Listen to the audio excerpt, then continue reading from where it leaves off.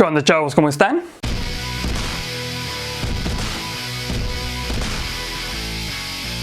En lo que respecta a la libertad de expresión, el 10 de mayo de 1933 fue uno de los días más tristes y aterradores. Es la fecha en que el partido nazi, recientemente empoderado, dirigió una inmolación literaria generalizada en la que participaron estudiantes universitarios y se transmitió en estaciones de radio en toda Alemania. En Bebelplatz, la plaza de la ópera de Berlín, unos 25.000 volúmenes de libros considerados no alemanes fueron incinerados en un espeluznante y presagio intento de extinguir a los autores y las ideas que representaban. Los libros sobre el comunismo o el pacifismo, la literatura considerada como un cuestionamiento de la cultura alemana o la superioridad racial y el material considerado sexualmente explícito se esfumaron, al igual que, por supuesto, todo lo escrito por judíos o disidentes anti-Hitler. Como lo demuestran estos 5 tomos, los nazis practicaron la cultura de la cancelación mucho antes de la llegada de Twitter. Número 1. All Quiet on the Western Front, de Erich Remarque. O deberíamos decir Am Westen nichts Neues, que pronuncio súper mal alemán, pero esto es alemán para In the West Nothing New. Y es el título original de la novela escrita por el veterano alemán de la Primera Guerra Mundial, Erich Remarque. El clásico instantáneo de 1929, cuya adaptación cinematográfica estadounidense de 1930 se convirtió en la primera película basada en una novela en ganar el premio de la Academia a la mejor película. Ayudó a que la frase traducida fuera sinónimo de estancamiento y también hizo enojar bastante a Adolf Hitler. Como era de esperar, Hitler, quien sirvió en el ejército del Kaiser durante la Gran Guerra, no estaba muy interesado en insistir en la vergonzosa derrota de Alemania, a menos que sirviera su narrativa de venganza de las graves injusticias percibidas que el armisticio de 1918 impuso a su tierra natal.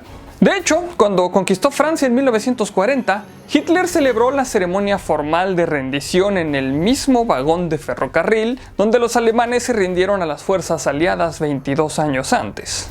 Lejos de idealizar al soldado alemán, Remarque destacó las inhumanas condiciones físicas y mentales en las que los soldados alemanes trabajaron en las trincheras de la Gran Guerra, así como el desapego de la sociedad que muchos soldados sintieron al regresar a la vida civil. Más que nada, All Quiet abrió camino no por su descripción del conflicto armado, la guerra es un infierno, todo el mundo lo sabe, sino por la extraña normalidad de la vida post-conflicto. Como resultado, es una de las primeras descripciones en profundidad de lo que hoy reconoceríamos como trastorno de estrés postraumático específico de las Fuerzas Armadas. Número 2. La metamorfosis de Franz Kafka. Cuando Gregor Samsa se despertó una mañana de sueños incómodos, se encontró transformado en su cama en un enorme insecto. Una de las primeras líneas más memorables de la historia literaria.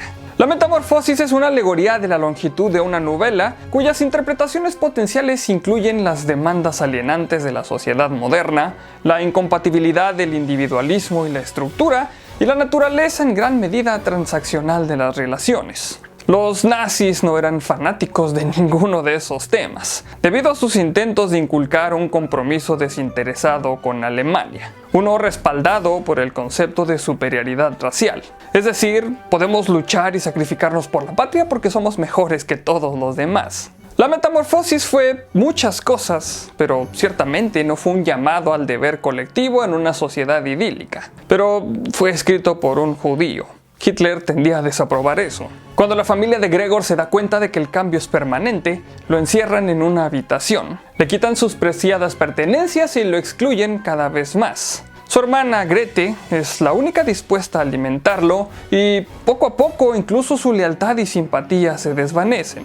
Eventualmente Grete pasa de ser la única defensora de su hermano de 6 patas a la principal detractora, instando a su destitución y provocando que él mismo se muera de hambre intencionalmente. De hecho, muchos han argumentado que la metamorfosis más radical es la de Grete, ya que la terrible experiencia la transformó de amable y desinteresada a fría y práctica, tal como la sociedad la quiere. Habría sido bastante del agrado de Hitler. Número 3. Cosmic Religion de Albert Einstein. A finales de 1930 se le preguntó a una de las mentes más grandes de Alemania sobre el emergente partido nazi, que recientemente había ganado más del 18% de los votos en las elecciones parlamentarias, la segunda mayor cantidad de cualquier grupo. No disfruto de la relación de Herr Hitler, dijo el hombre que se convertiría en sinónimo de genio. Tan pronto como mejoren las condiciones económicas, dejará de ser importante. También adoptó un enfoque conservador ante el ferviente antisemitismo del partido. Creo que siempre se pide la solidaridad de los judíos, pero cualquier reacción especial a los resultados de las elecciones sería bastante inapropiada. Incluso Albert Einstein se equivoca a veces. La disputa de Hitler con Einstein se extendió más allá de su herencia judía.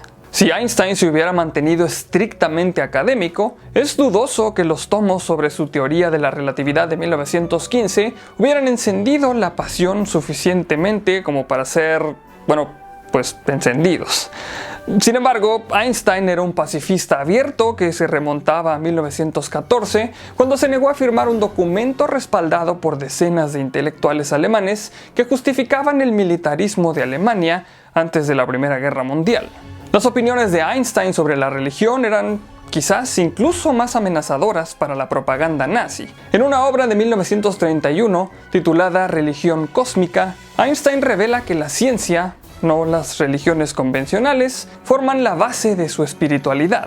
Al hacerlo, rechaza la idea de una deidad intervencionista, un gran no hacia los nazis, ya que Hitler creía que su Tercer Reich estaba predestinado para la dominación. Afortunadamente, el ascenso al poder de Hitler en 1933 se produjo mientras Einstein estaba de visita en Estados Unidos, así que se quedó en este país. Número 4. A Brave New World de Aldous Huxley. 6 años antes de aceptar la Gran Cruz del Águila Alemana, el mayor honor otorgado a los extranjeros por el partido nazi, Henry Ford fue inmortalizado, en cierto modo, en la obra distópica del autor inglés Aldous Huxley sobre una sociedad diseñada a base de cultivos humanos y manejo de las emociones por medio de drogas. Tan venerado por el futurista World State de Huxley es el famoso magnate del automóvil antisemita que la novela está ambientada en el año AF, que es después de Ford, el 623, que esto es más o menos el 2540 para nosotros. De hecho, la población sustituye a Ford por Lord,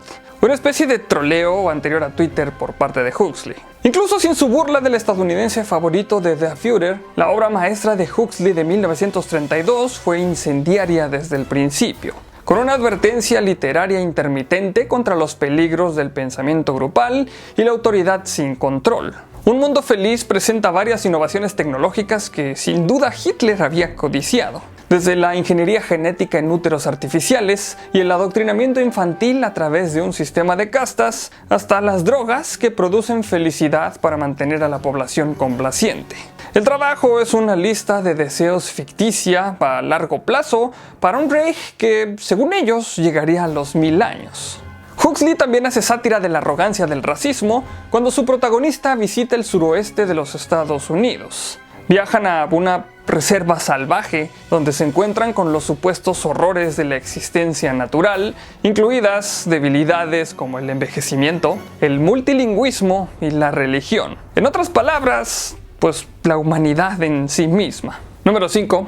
Todo lo que había en el Instituto de Sexología de Alemania. Fundado en 1919 por Magnus Hirschfeld, un reconocido experto en la disciplina emergente de la sexología, el Instituto de Sexología de Alemania se ganó una reputación progresiva por sus esfuerzos para lograr la igualdad de las mujeres y los homosexuales, así como por su trabajo pionero en la comprensión de la transexualidad. Entre otras iniciativas, Hirschfeld luchó por la derogación de un edicto llamado Párrafo 175 que criminalizaba la homosexualidad en Alemania. Como era de esperarse, nada de esto le gustaba a Hitler. Tampoco el hecho de que Hirschfeld fuera gay, judío y liberal, una trifecta de traición en lo que respectaba a los nazis. Entonces, el 6 de mayo de 1933, 4 días antes de la purga piromaníaca programada para el 10 de mayo, miembros de la Unión de Estudiantes Alemanes leales al partido nazi invadieron y ocuparon el instituto. Es posible que hayan recibido o no créditos adicionales por esto. Lamentablemente nunca lo sabremos. Durante los días siguientes, el tesoro de textos del instituto fue trasladado al sitio de quema de libros, donde el 10 de mayo se convirtieron en una parte considerable del macabro combustible del fuego. Hirschfeld estaba trabajando en París en ese momento y se enteró del evento en un noticiero. Entre los textos incinerados se encontraba Almanzor de Heinrich Heine, en el que el autor señaló: donde queman libros, al final también quemarán humanos.